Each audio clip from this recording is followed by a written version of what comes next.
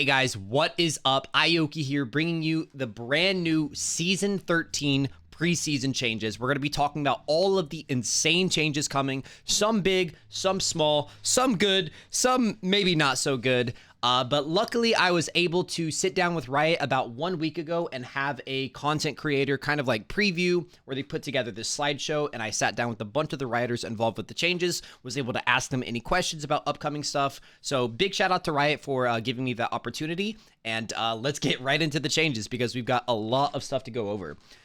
So let's get right into it. You see the first change right here is our Kimtech Drake, the big baddie of League of Legends, is back. Now, if you don't remember, Kimtech Drake was straight up removed because it was incredibly unpopular. It seemed like this is the one thing that the whole League of Legends community came together about and was like, hey, that thing sucks. Let's never see it again. And to everyone's surprise, we didn't. Riot actually removed Kimtech Drake. Now, the old Kimtech Drake used to be it filled the whole map with the gas where like you couldn't see into it. It was really obnoxious. It let assassins just kill you for free with basically no counterplay. And then when you got the soul, it basically brought you back like a Scion passive. You kind of got to like live again. Super broken, very unpopular. They took it out like pretty much within 1 month. It was gone. So it's back, and it's got a brand new, it's got a very similar look, if not the exact same look. So it looks the same, but it plays totally different. So now it changes the map. So each time you slay a Kimtech Drake, your team will receive a buff that gives 5% increased tenacity and heal shield strength. So tenacity and heal shield strength is the stat that it gives you for just one Kimtech Drake. And then the soul will give you 15% bonus damage and damage reduction when below 50% health. So basically a kind of like a last stand rune on steroids. So you get low, this Drake makes you really, really powerful.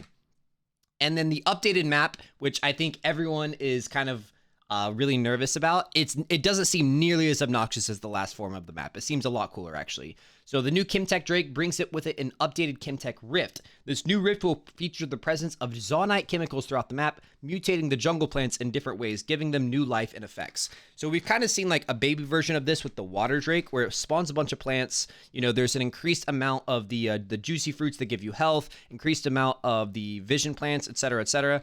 They're kind of taking that idea and running with it. So there are 3 new changes to the plants on the map when you get the Kimtech Drake.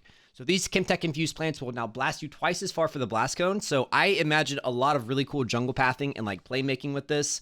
Twice as far is a really long way. So you can literally like blast from where Fizz is on the map into bot lane. So like just imagine like getting ganked by a 3-man just like falling out of the sky.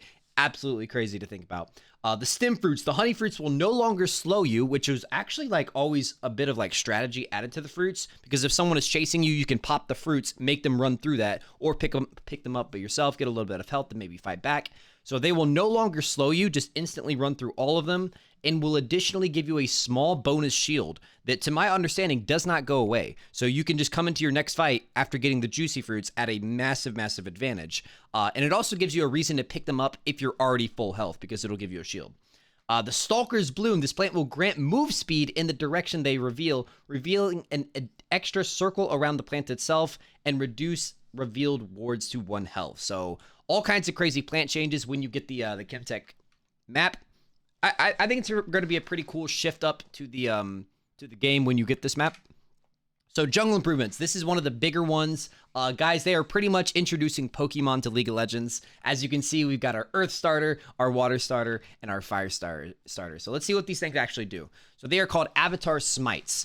The traditional jungle items have been replaced with new companions that will evolve as the game progresses. And as you can see, he starts out really cute, and then it gets a little bigger. And I'm wondering, I'm pretty sure this is obviously aping Pokemon. I'm wondering if there's going to be an additional 3rd evolution, because, you know, you got like Charizard, Charmander, Charizard, or Charmander, Charmeleon, Charizard, God. You can progress their evolution by giving them treats, which are acquired by killing champions, monsters, and slowly over time. That's just too funny. I'm wondering if it's going to be an actual item that goes into your inventory and then you give them a literal treat.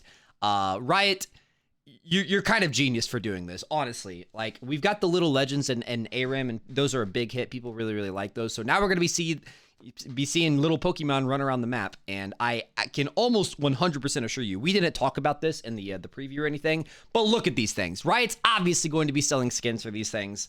Yeah. So we got the Salamander, which is the defensive option, provides a shield and tenacity. We've got the Fox, which is the mobility option, provides utility and move speed. And we've got the Cat. Aggressive option, provides slow and extra damage. So we got Salamander, Fox, and Cat. Very interesting. Very interesting. This honestly is one of the changes that I think is geared towards getting people to want to play jungle, because even as a support player, I'm looking at these things and I'm like, I kind of want to play jungle now. But yeah. Then we've got the Camp Patience rework. So patience indicators they're going to be adding a visual indicator that allows players to see the maximum leashing range for champs. Once again, just another kind of like quality of life that is taking away this massive, massive undertaking of picking up jungle as a role. You know, jungle is an incredibly powerful role, but it's also one that is so inaccessible that not a lot of people enjoy playing it, because let's say you get autofilled in jungle one time and you're just completely lost. They're doing a lot of changes to kind of remove that barrier of entry. And, you know, we've got the Avatar Smites, we've got the Camp Patience rework, and then we've got a couple of other things coming up that I'm pretty excited about. We've got a shorter leash range. The leashing range for all camps has been reduced, which will eliminate the ability to clear 2 camps at once. This is going to totally change the jungle meta. This is going to totally change which champions are strong, which players are strong. It's going to do a lot, and I'm kind of eager to hear what jungle players think about that, because I know the ability to do 2 camps at once, it's a very high risk, high reward thing. And yeah, I don't have much to say because I'm a support player on it, but I will be interested to hear like what jungle players think about that, because like that kind of removes a little bit of the skill ceiling, I think. Recommended pathing options, jungle paths. Each champion will now have jungle pathing recommendations for their first clear to help players newer to the role finding their footing. Once again, just making the role more accessible. You're going to have these on-screen indicators that are like, the game's like, hey, it'd be a really good time to do blue buff and then gromp and then crab and then gank. You know what I mean? Something that is important to say about these is that this is only for the first like 3 minutes. After that, you're kind of on your own. But once again, this is just removing another barrier of entry to, you know, like, hey, I want to try out Leona jungle. Let's see what it tells me to do. Like, let's see what the game says is the most efficient way to do this. Now, rioters that I talked to said it's important to stress this is not optimal. This is just basically like the easiest way to do it. There will always be like those freak of nature like Hecarim players or Kane one tricks that figure out really weird pathing and know how to like change that on a game per game basis. But the game is going to give you kind of like training wheels as an option. It's like, hey, we think you should do this camp, this camp, this camp, this camp. It's not going to be optimal. There's always going to be faster ways to do it. And you know, when you're a jungle player, you know that like your ganking paths should change on a game per game basis, depending on like your lane states and stuff like that. But this is a nice kind of another set of training wheels that they're giving jungle players. Communication tools. This is one of the more exciting ones for non-jungle players. We got all the jungle crap out of the way. Now it's time to talk about what do we as support players benefit from. So the ping wheels, we got more pings, way more pings. Riot says we're doubling the amount of pings to allow communication, or to allow players to better communicate and coordinate their plays. Vision pings, we're also adding an additional ping wheel exclusively for vision related callouts. Actually really insane the amount of communication that you can get done with all these pings.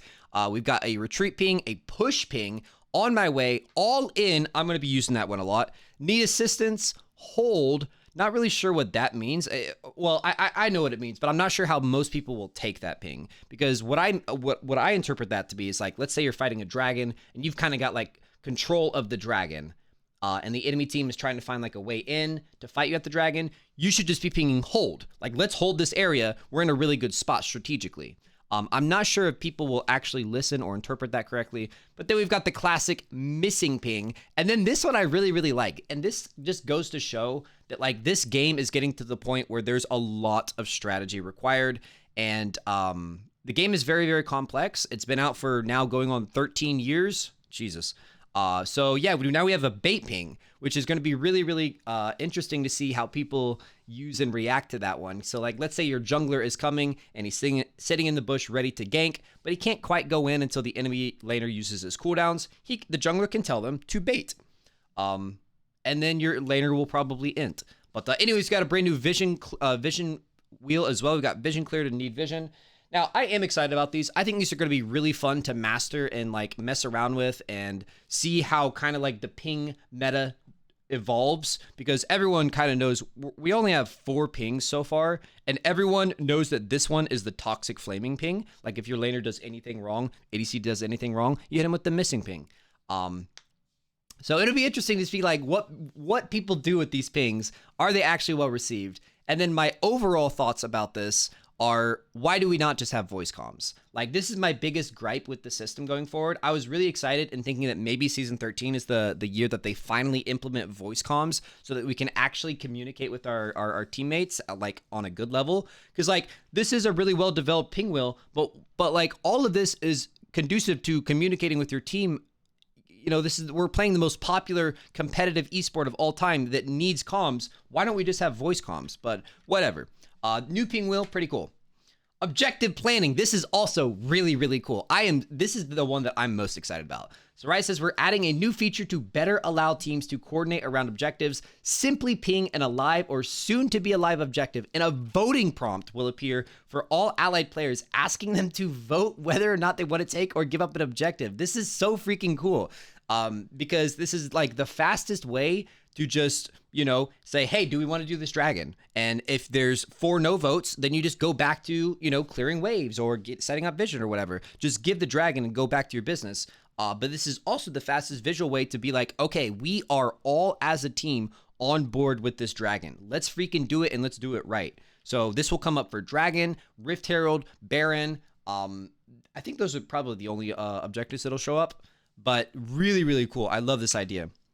And then we off-screen pings. This is another just kind of like smaller quality of life, visual clarity sort of thing. Whenever someone pings, you can kind of see which direction that's coming from and have like a little bit of an idea what's going on, who's pinging it, why are they pinging it, for instance. Like you're sitting down bot lane, you're the support, and someone pings Mia. And you don't know if it was your ADC that pinged Mia, but you can see up in the top left corner, it's coming from mid lane. So it's like, oh, okay, the mid laner is missing and roaming. Not the best example there, but you see, you kind of get a idea of how this is going to add a lot of clarity to the game. And I really, really like all of these communication tools that they're adding. I just think that it's going to make playing solo queue so much smoother, because the biggest source of frustration when it comes to solo queue is, and League of Legends in general, is just not being able to communicate. It's like not being on the same page of everyone else in such a game that like you need so much coordination with your team, which again, that's why they should just add voice comms, but whatever. All these changes that they're making are really cool. Vision system updates. We've got keeping tabs on vision. The duration of you and your ally wards will now be shown on the minimap. Wards closer to expiring will be marked with a unique indicator. Personally, I think that this is a little too much and a little too hard to read. I'm not really sure what this means. There's a ward here, there's a ward here. One of them is expiring, I guess. Not nearly as clear or well implemented as the other changes, but kind of neat, I guess. The enemy ward timer. When you ping or attack an enemy ward, you have vision of. A persistent tracker will mark that location until the ward dies and expires. This seems a little broken, actually. This you know, we already have like the ward graves, so you can actually know when a ward dies, but like this will literally like put a huge flashing alert on it and be like, hey, there's no more vision here. This seems a little broken, actually. Top lane changes. We're gonna kind of speed through these because they're not super interesting. Solo lanes will now receive slightly more experience, while duo lanes will receive slightly less. So basically, this is a very, very small buff to top lane and mid lane, and a small nerf to bot lane. It is what it is. As for the gold, the mid lane minion gold will now be reduced. All minions spawned in the mid lane will now be worth 1 less gold before 14 minutes when last hit. Previously, cannon minions were worth 10 less gold before 14 minutes. So, small XP buff to mid lane, small XP buff to top lane, small gold nerf to mid lane, and a small XP nerf to bot lane. Items. Here's the stuff you got, like, probably a lot of you guys been waiting for. We've got a lot of new items. I came down there. We've got one called Ikathia's Endurance. Now, I will say, most of these items are meant to be for top laners and jungles. Is that going to stop me from experimenting around with them and finding some broken support builds with them? Absolutely not. So you've got Ikathia's Endurance, a new mythic item. This item will be optimal for more durability over the course of the fight. And the passive is for each second in champion combat, gain a stack granting 3 armor and MR up to 10 max. So it's a stacking.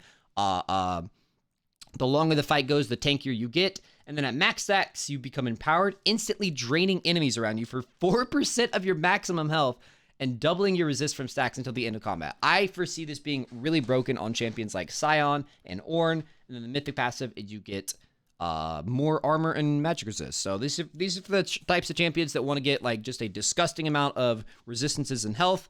New item called Radiant Virtue.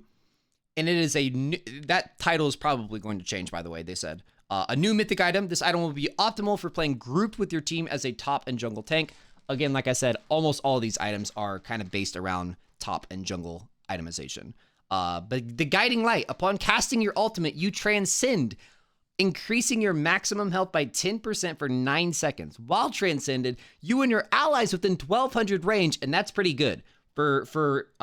Just for clarity, Kate's auto attack range, which is really long, 650. So this is double Caitlyn's auto attack range, and that's how close you need to be to your allies for them to get this. While transcended, you and your allies within 1200 range of you gain 25 non-ultimate ability haste and heal for 1.5% of your maximum health every 3 seconds.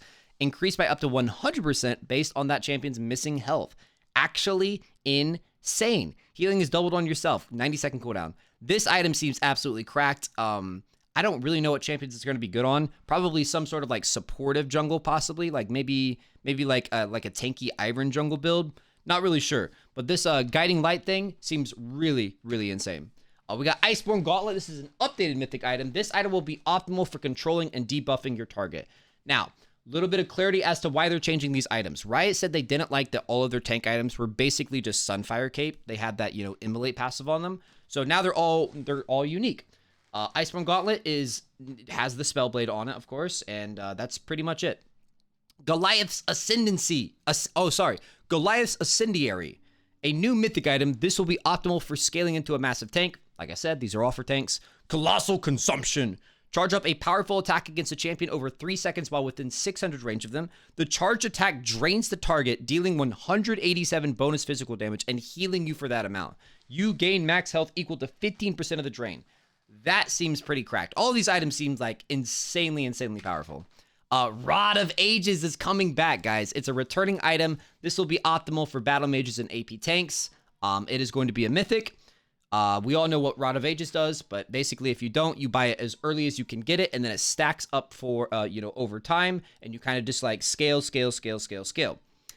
Catalyst of Ions is also coming back since it builds into Rod of Ages. Abyssal Mask is an updated item. It will be optimal for sustain and magic resist. Nothing too interesting there. Sunfire Aegis, which is, like I said, Riot said they didn't like that all their items were pretty much just turning into Sunfire Cape. So they changed Sunfire Cape. They downgraded it from a mythic item. This will be optimal for extended combat situations and wave clearing. And yeah, it's no longer a mythic. So you can buy it in addition to all of these broken mythics. Another thing that Riot said when we were with them is that they are they started noticing that in the current meta, a lot of champions are not even building mythics, or maybe not building mythic until like 3rd or 4th item. When the mythic item system first came out, they were very dead set on like, this is your big item. Everyone wants to rush a mythic. But now we're a year or two into that system, and now they're totally fine with people just not rushing mythics. Like, for instance, champions like Senna and Pyke right now don't really have like a super strong mythic, so they go items like Umbral Glaive. And they are totally fine with that, and in fact, they're doubling down on it. They foresee a lot of champions not building mythics or not building mythic until later into the game. So we're moving away from that mythic first only. You have to build your mythic or you're trolling. So we're starting to see a lot more of the power budget of items put into these legendary items. Turbo Kimtank also downgraded from a mythic, so you can build Turbo Kimtank in addition to a mythic. It's crazy. Pretty much does the same thing though. Randuin's Omen is now going to be really good against Critical Strike because, as you can see, Critical Strikes deal 20% less damage to you. Thank God there's actually going to be an answer to crit builders. Spear of Shogun, possibly the most notorious item ever. Like, Spear of Shogun is on the same level of people hated this item as much as like the Kimtech Drake. This is just like the unhealthiest item ever. Literally, Rivens were first building it and just having literally no cooldowns. You can pop it on pretty much any champion, and you could, like, for instance, like Leona Top was building Spear of Shogun and just like perma-CCing people. So they are reintroducing this item as a chase ability, haste legendary for light fighters and assassins. And again, they said that they want this to be still built on pretty much the same champions, but it's going to be more of a capstone item. So this is going to be like, if you have a really fed Riven, she's going to build a Spear of Shogun. But if you have an unfed Riven, she's probably not going to build it. Ravenous Hydra is an updated item, making it a better item for dedicated split pushers. So you can read the stats there. And then loadout recommendations. This is just kind of like another nice touch for new players. They're going to have basically like these pre-built rune pages for every champion. And it's also going to kind of explain why these are good runes for it. I'm all for that. One of the most common questions I get is like, yo, could you show me your runes? Yo, why do you go those runes? So Riot is really giving a lot of kind of training wheels and like nice things to new players to help them understand the game. Because again, we're 13 years into this game. It is so vast and complicated that like it takes literal years to even like almost learn the basics. So anything that like is going to assist new players in getting more into the game and understanding the game at a greater level, I'm all for. It's not for me. I don't care. I know how to make my own rune pages, but it's, you know, it's a good thing for new players. Champion ability recommendations. So they are going to be looking at statistics and win rates as to like what everyone is maxing and what is best. And again, this is not going to be always optimal. This is just going to be like the most popular build path. So for instance, you're playing Leona for the first time and you think, oh, this champion stuns a lot, I should max her Q because that's her stun. Well, that is statistically incorrect. Nobody maxes Q. It is way, way, way better to max W. So now the W key will be highlighted as we see here for Echo. It's going to do that all throughout the game as far as I understand. It's just going to be saying like, hey, most people are maxing W, E, Q. So it'll highlight what level you should do, what ability you should level up. Again, nice thing for new players. And that concludes all of the changes for Season 13. I'd love to know what you guys are excited about, what you guys are kind of dreading. I'm a little hesitant about some of the item changes and the Kimtech Drake coming back.